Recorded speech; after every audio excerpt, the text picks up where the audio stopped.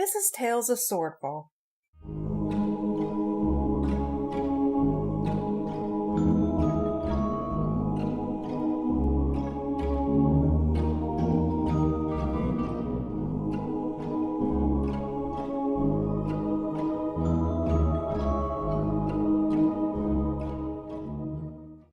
Episode 27, Elf with a Gun.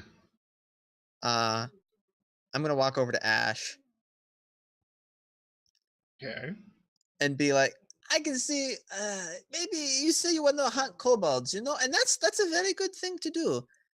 Maybe, why don't you just go do that? We give you the antidote, you give us the puzzle pieces. I would say the wanted lady who ditched you too, but apparently she wasn't yours to give, so sorry. But Damn. you give us the puzzle pieces, we give you antidote, we forget this happened, you go on and you play hero, you be hero. Murdoch, he had no idea about the puzzle pieces. Exactly, so he doesn't care. You don't care. That means he doesn't have them. Yes, but the guy inside does, and maybe. Well, I guess he turns to Norak. Do you care if we take them?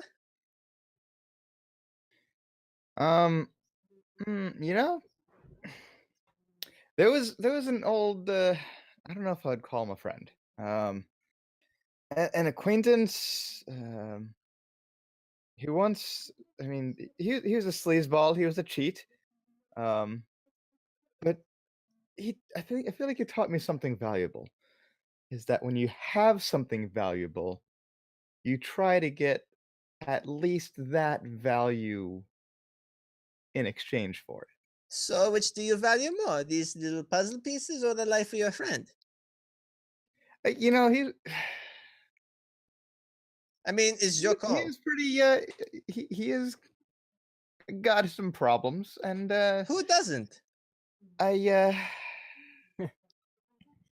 don't want to see him die. It's not like you got new friends growing on trees, I don't want to see him die, but I don't either.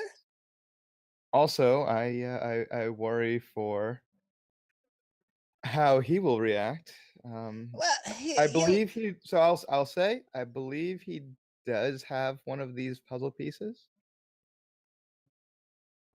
Okay, so we take the one, you save his life, and everyone's happy. I mean, I'm not saying you can't come after us later and try to steal it back. All is fair in business. So how about you'll give me the antidote? I'll get the puzzle piece. I want to see the puzzle piece first because there's an invisible lady around, and maybe she steal it. Okay, I'll get the puzzle piece, and I'll hand it right to you. I like you. In exchange for the antidote. Yeah, and then we can all walk away friends. So, as we're having this conversation, what is Rhiann doing? She's looking for something that will knock these people out. All right, roll me an investigation. Okay, 1 second. 18. You're looking, and you don't find anything that can knock them out. The stuff that would maim them, you already have. But there are smoke bombs. Oh. You open up a chest in the trophy room, and there's just 3 smoke bombs just sitting right there. Alright, she is going to get that and toss them, and she's going to steal the antidote. And if she can, a puzzle piece if they have any. Okay. So this is going to take a few rolls. Alright. Because A, you have to find out who has antidote on them. Mm-hmm. And there's 3 of them. Mm-hmm. B, you have to somehow move through smoke without being seen. That's going to be an easier stealth check.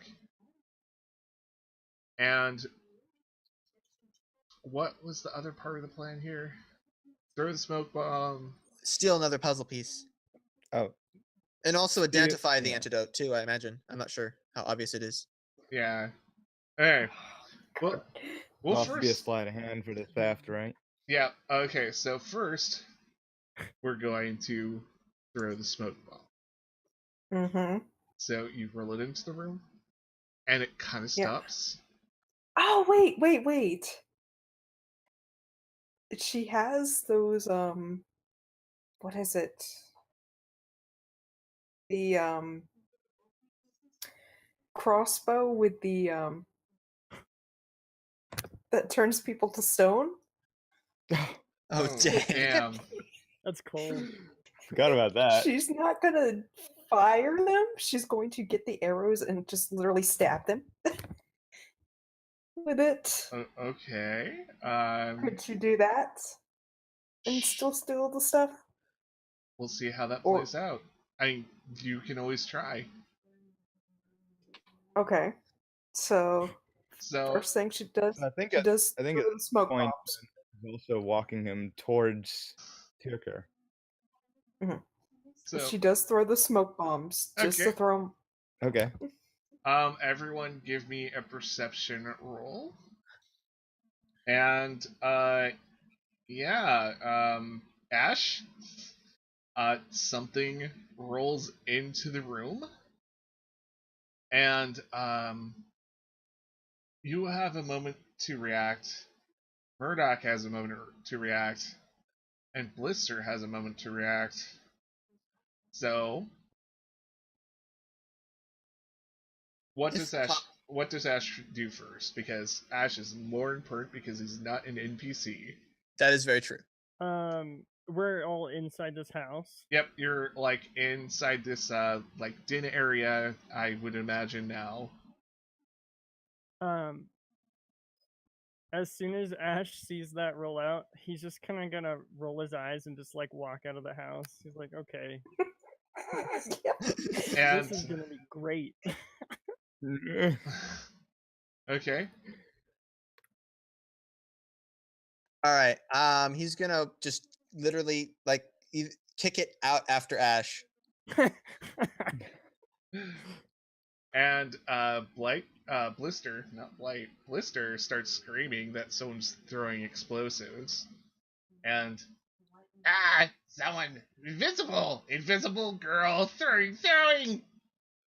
And and at the sound of the word explosive, Norik is just like gonna duck and cover. Yeah, and you see Murdoch throw it out, kick it out of the door, past Ash, and it rolls down the hill.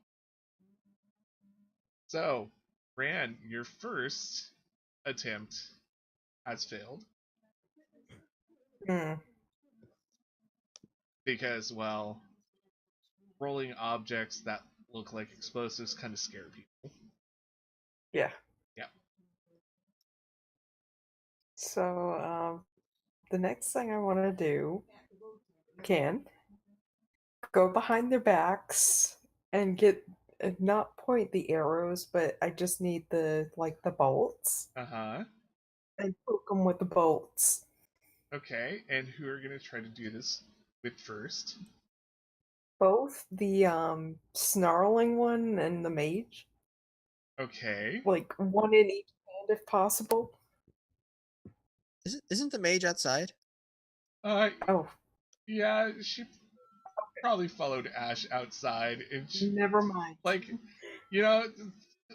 the magic users, she's kind of like, whatever, this is stupid. We're forming a club called the People That Are Done with This Whole Thing. Yep. Okay, so it's just a snarling one and also the main guy, right? Okay, so I'm gonna have you roll to hit. Roll to hit. Yeah, just I think it's this. It would be 1d20 plus your strength modifier, actually. 1d20 plus strength. Strength. It's at the top. Top. Strength is 1. So 11. Yes. Is it like a sixth sense? The goblin snarly girl like juts out of the way and she looks around panicked and takes out her great axe and starts swinging it wildly. Oh man. I obviously see this. Yes. Yes, you do see Blister Was panicking. was she trying to poke Murdoch as well? We were just doing one at a time, just to see what would happen. Okay. Okay. So I'd like to wheel around and fire off my musket in the vague direction that Ran was just standing. That God, Ran, you're probably gonna get wrecked. Oh, frick. So blindly shooting, do a disadvantage with your weapon. Yeah, musket. And we're just gonna -5 off that. Okay. Since it is kind of a precision weapon. Yeah, you miss. And you probably wreck something inside this house. I blew up a chair. Yeah. Nork's gonna shout out, "Jeez, hold on a minute, Rand. I'm assuming that's you. Just." And that's the point where the great axe actually finds Rand's side. Ooh. Oof. And you take 8 damage. Ooh. Murdoch kind of cringy. 5, 6, 7, 8. How are you doing there, Rianne? I've got 14 out of 46. Yeah, I mean, so Norik, what did you just say? Oh, Norik just shouted out, "Whoa, hold on, Rayanne. I know you're there. Just cool it. I can handle this. I'm gonna handle this." Go ahead. Does Rand hear this? Oh yeah, well, you can probably so. You can hear everything. It's the only thing that's different is you're invisible, and you see just horrible things floating out and about. Mm-hmm. All right, Norik is gonna say, "Look, let's just get this done. It'll be over with. Do you have the antidote? I do. I'll fish around. Do you? My people have it. Yes. Okay. My people. Can we get the antidote in here? I'm gonna look for the puzzle piece. I imagine the guy was carrying it. I can help you look if you like. I've got this. I don't want you getting wandering hands. No. I understand completely. It's business. Okay. And Norik is gonna start searching Tirker for the puzzle pieces. Okay. We're gonna just move the camera outside for a moment, just with Ash and sorry. So, do your friends always do this? You know, I've only known him for like a day, but so far what I've seen, yeah. Yeah, I've been traveling with Murdoch and Blister for like a year now. Yeah, I mean, sometimes we're level-headed, but this puzzle thing it's kind of a doozy. Yeah, I don't get it. I mean, I guess a wish is nice, but I've always been it's always been my thing to earn your own way, you know what I mean? Yeah, I get that. Oh, I'm sorry, by the way. And she holds out her hand. Yeah, Ash, I'll shake the hand. Yeah. Where are you from? From the mountains. And she points toward the west. Yeah, Oh. Between Amboss and Swordfall, it's, you know. Oh. Cool. All right. I've never been up that way. Yeah, it's pretty, I guess. You know. Yeah. And she, you know, kind of waves her fringe in front of her face. I just am laughing because I'm picturing this like we're just chatting while we hear like musket blasts and stuff Yeah, going by. yep. It's just like a calm little chat, and there's just shouting and screaming inside. Yeah. Well, think they'll be done soon. Yeah. I'll probably have to heal people. And Murdoch's gonna yell out, "You still have not healed me!" You kind of see her like hand in the doorway, and she's just like, whatever. And yeah, we go back to Nork. Where Nork's rummaging for the puzzle pieces. Where did you set Tierker? He was just I just kind of pulled him inside. He was just laying on the floor. He's been laying on the floor all this time. I mean, let's be honest. Nork isn't going to be able to easily pick him up. Yeah. Someone who's like twice his size and put him on the couch or anything. He just dragged him in. I don't know. We've seen Nork knock down guard towers. I mean, there were extenuating circumstances for that. That was the exception. Give me both a sleight of hand and an investigation with disadvantage. Both with disadvantage. Both with disadvantage. Okay. Oh, that's pretty good. Oh, that's pretty good for disadvantage. And that's not investigation, not so good. Yeah. So you start, you know, feeling around Turker. There's no better way to put that. So you start investigating him, and you notice that his clothing, like the pockets, yeah, okay, there's normal pockets, but then there's like inner lining pockets. You've probably never encountered somebody who smuggles a lot, but this guy has like compartments in his like vest and coat and stuff where one could store, you know, illicit goods. And despite finding where he's actually keeping all his mushrooms, don't really find the puzzle pieces, even though you do know in fact he has one.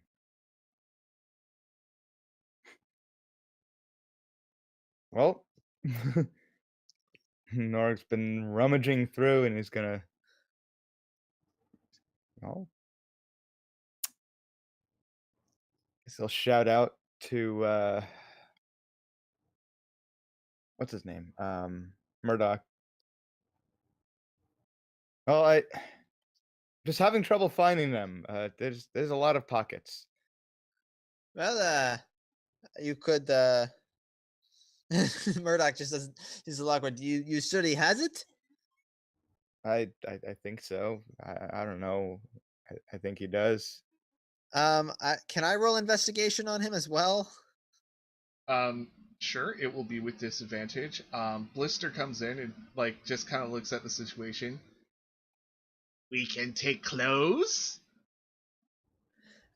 Blister, that's a bit rude, you know? We could take clothes. You know, Blister, you know that's a little low, isn't it? Do I find anything with 11? No. Thank you for listening to Tales of Swordfall.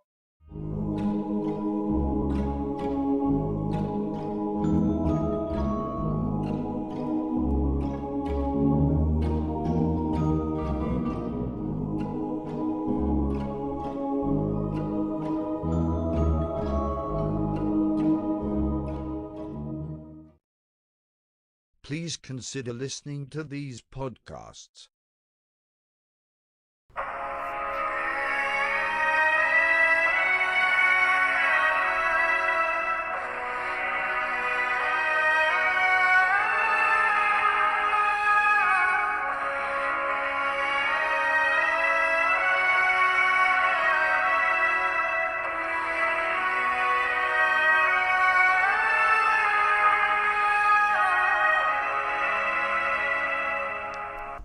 everyone, and welcome to a special episode of Where the Wild Things Roll. My name is John, and I will be your host and DM for this 5th edition actual play Dungeons & Dragons podcast set in the world of Ravarna. This podcast might be a tad different from others you've listened to. The two players will be my 12-year-old son, Kinnick, and my 10-year-old daughter, Kaylee, as they learn to play D&D through their very first campaign. We will pick up with our adventurers as they finish their time at Paduke's Adventurers Guild, as they take their practical exams in dungeoneering, magical beasts, weapons and armor, puzzle solving, diplomacy, history of the world, and magical cause and effect before they are set out into the world. Can our two adventurers pass their classes and become full-fledged members of the Adventurers Guild? You'll have to tune in and find out next time on Where the Wild Things Roll.